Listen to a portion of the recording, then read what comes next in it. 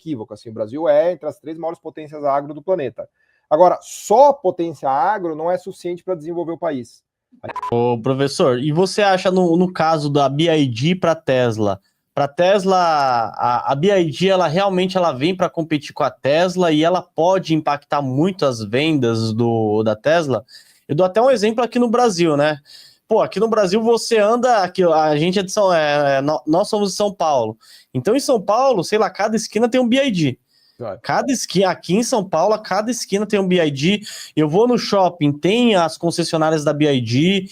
Os caras, eles estão chegando com uma coisa que, tipo assim, meu, na minha visão, daqui 3, 4 anos, o pessoal vai achar, vai ser igual uma Volkswagen, sabe? Já é uma coisa que todo mundo já conhece, já sabe, confia. É impressionante. Primeiro, eu dizer que, assim, nos Estados Unidos, para você comprar um BYD, você tem que pagar uma tarifa de 100%. É quase proibido comprar um BYD nos Estados Unidos. Você não acha. Agora com o Elon Musk lá vai ser pior, né? Exato. É um negócio impressionante, é constrangedor. Assim, nos Estados Unidos não existe BYD. Na Europa também é muito difícil, a tarifa é de mais de 50%.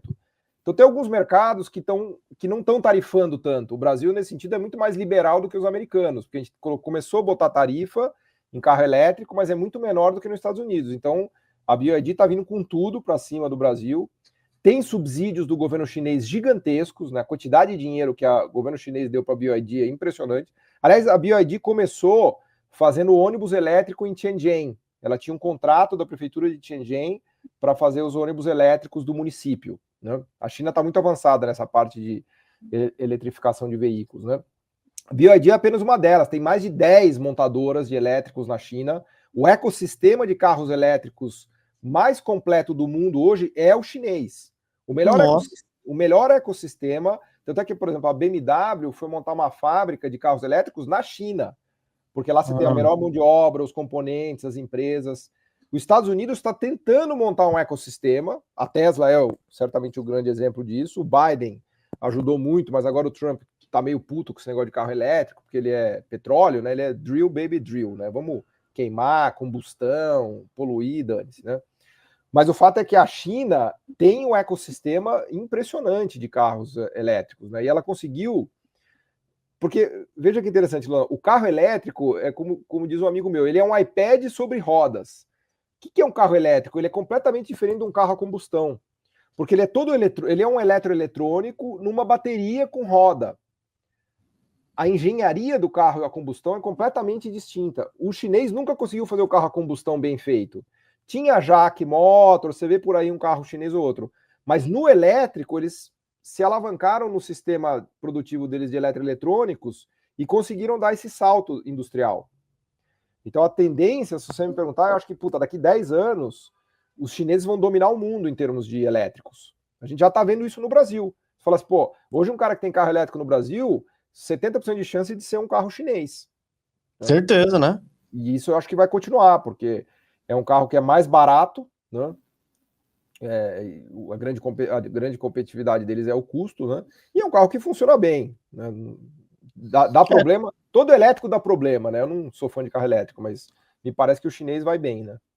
Eu também não teria um carro 100% elétrico, né? Mais um híbrido ali, eu acredito que eu teria tranquilamente, né? Tem vários problemas, né? Mas imagina que eu sempre coloco assim, né, professor? Imagina daqui 5 anos, daqui 10 anos, né? Como vai ser, né, a projeção desses mercados.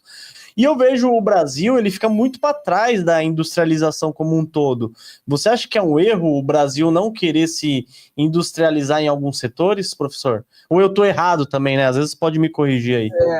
Que na verdade não é muito querer, né? É difícil, né? Porque no Brasil a gente tem um custo de produção alto, né? O Brasil não é um lugar de salário barato, né? O salário médio no Brasil não é uma maravilha, não é uma Brastemp, mas é maior do que o salário médio da Ásia, lá do Sudeste Asiático.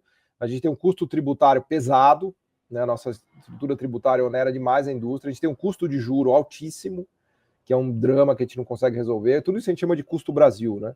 É muito caro produzir industrialmente no Brasil, né? Então isso dificulta a vida do industrial brasileiro. E isso é um problema, porque os países que não conseguem avançar industrialmente não conseguem se desenvolver.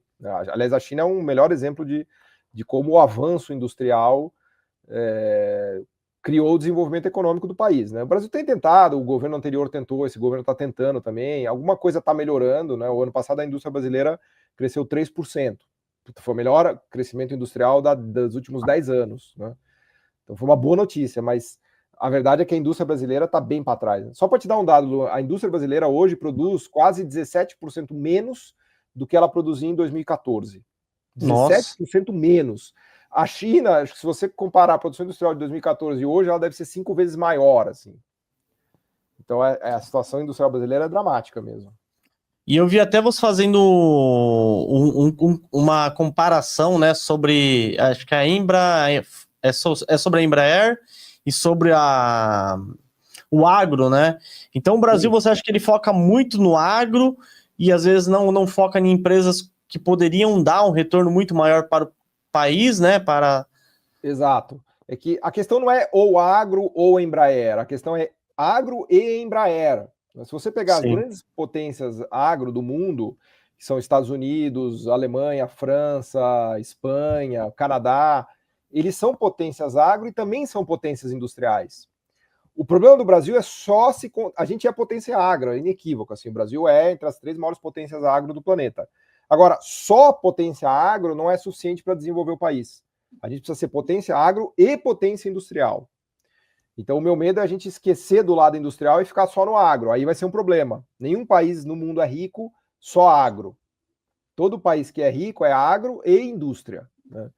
Então, o Brasil precisa se dedicar a isso também. A gente tem alguns exemplos que são gloriosos, né? Embraer é um desses exemplos, Marco Polo, WEG, IOSP, né? Tem coisas muito legais.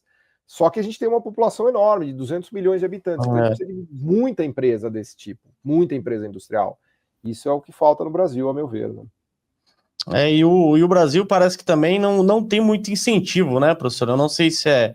Eu olhando aqui, eu vejo os empresários falando que sempre é muito imposto, carga tributária, problema com contratação de funcionários, né? Então eu acho que toda essa carga aí, o cara fala assim, putz, eu vou mandar fazer lá na China que vai sair muito mais barato. Exato, esse é o desafio. Eu acho que com a reforma tributária vai melhorar muito, mas isso demora até 2032 para o negócio funcionar de verdade. Acho que foi um grande passo. Com o câmbio mais desvalorizado, mais perto dos R$6, também a indústria brasileira fica mais competitiva, porque aí é caro você produzir na China se o câmbio está muito desvalorizado. Então tem algumas coisas que melhoraram, mas o desafio é grande. Assim, o fulano que é industrial no Brasil eu considero um herói. Assim, acho que a pessoa é heróica, né? Heróica. Você tentar produzir industrialmente no Brasil é um negócio heróico, né? É muito complicado, né? O Brasil ele impõe várias dificuldades para o empresário. Então, quando o cara é um empresário, realmente aí ele se desdobra para conseguir fazer a empresa ser lucrativa. Para analisar ações, BDRs, fundos imobiliários, acesse a plataforma do Investidor 10. Inclusive, para você gerenciar a sua carteira, saber quantos de dividendos você vai receber. Inclusive, eu deixei a carteira da minha filha, a Laurinha, ela tem 3 anos e já invisto para ela. Todos os ativos tá no link aqui embaixo.